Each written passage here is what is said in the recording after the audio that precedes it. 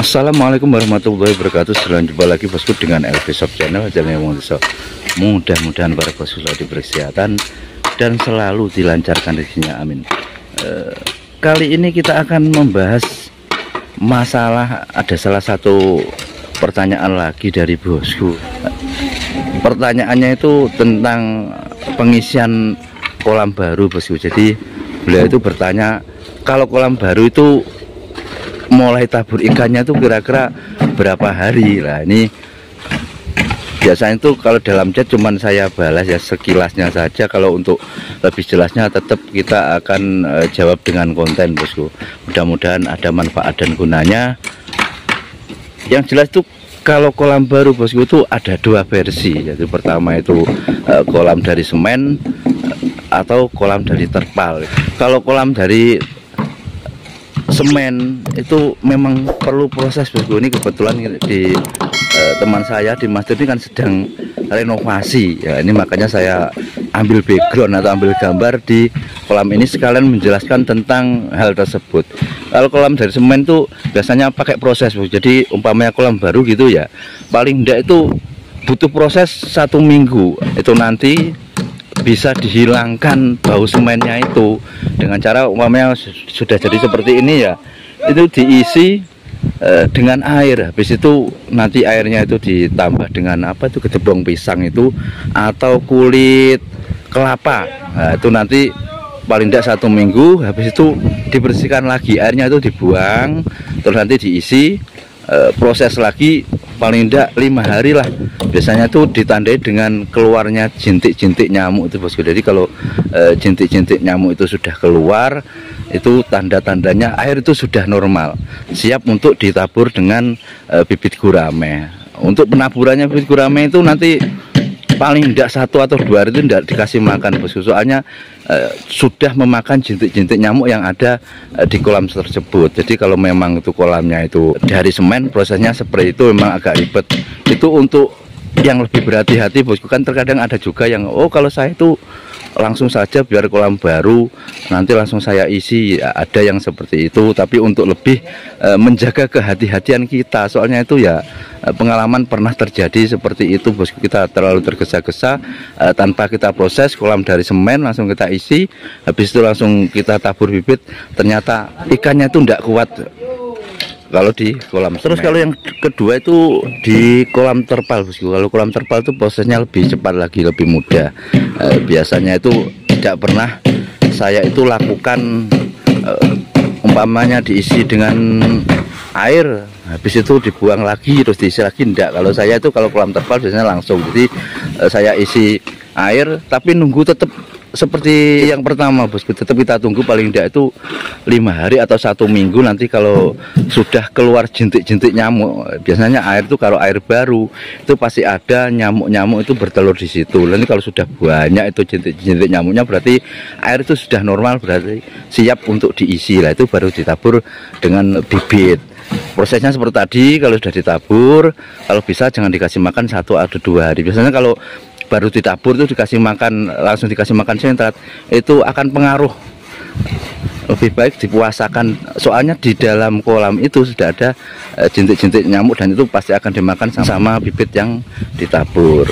Jadi prosesnya itu kalau kolam beton atau kolam semen dengan kolam terpal itu jelas berbeda seperti itu. Yang jelas lebih penanganannya kalau kolam semen itu lebih lama lagi lah untuk mensterilkan biar air itu normal, benar-benar normal, tidak mengandung atau tidak berbau semen seperti itu. Kalau kolam terpal itu akan lebih cepat lagi prosesnya. Jadi itu menjadi pilihan. Terus yang kemarin bertanya itu, kita lihat itu kolamnya itu kolam terpal apa kolam beton ya. Kalau kolam beton seperti itu tadi, kalau kolam semen, tapi kalau kolam terpal ya prosesnya lebih mudah lagi. Tapi kalau untuk kolam beton bosku atau kolam semen yang tingkatannya itu cuman renovasi seperti ini, artinya kan tidak full semuanya semen baru, itu biasanya itu di sini itu saya tanya itu orangnya langsung, maksudnya tidak langsung tapi cuma diisi air full, habis itu nanti didiamkan beberapa hari, buang airnya, kemudian diisi lagi seperti prosesnya seperti yang kolam dari terpal. Jadi soalnya cuma renovasi, jadi tidak semua itu berbau semen. Beda dengan kalau yang masih kolam baru itu memang semuanya harus proses seperti itu. Soalnya itu nanti kalau takutnya kalau ikannya itu tidak kuat. Soalnya saya tanya itu kemarin Mas Jus, memang seperti itu dulu pernah kejadian, langsung tergesa-gesa diisi dan akhirnya ikannya itu malah tidak kuat. Jadi intinya itu kita kalau budidaya ikan gurame itu harus tetap teliti bosku, baik itu di airnya maupun di bibit yang akan ditaburkan di kolam itu. Untuk jawaban kolamnya itu sementara itu saja bosku, mudah-mudahan itu bisa menjawab. Nanti kalau sekiranya masih belum paham bisa langsung chat di kolom komentar.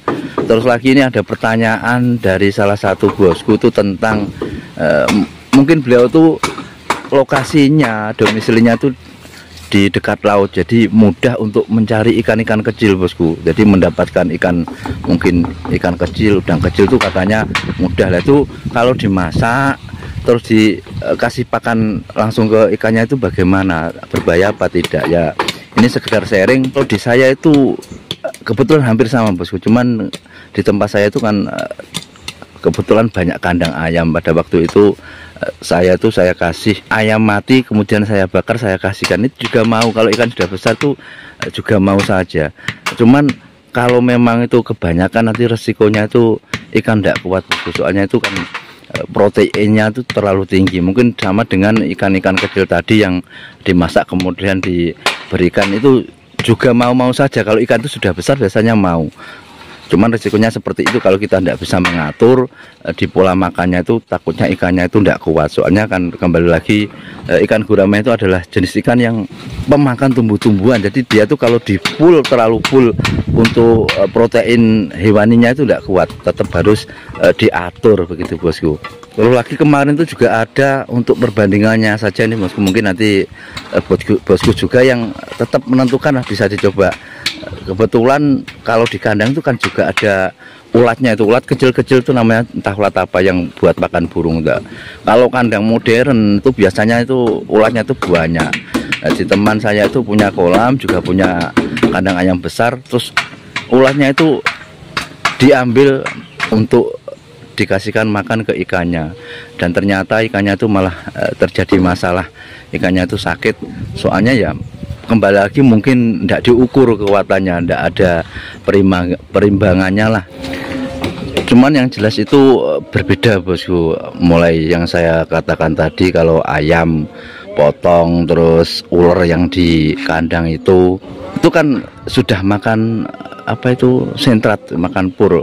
Jadi intinya itu bukan alami. Mungkin beda dengan yang dimaksud bosku itu kalau dikasih makan ikan kecil, udang kecil itu yang dari laut itu kan alami, yang jelas akan lebih kuat lagi lah.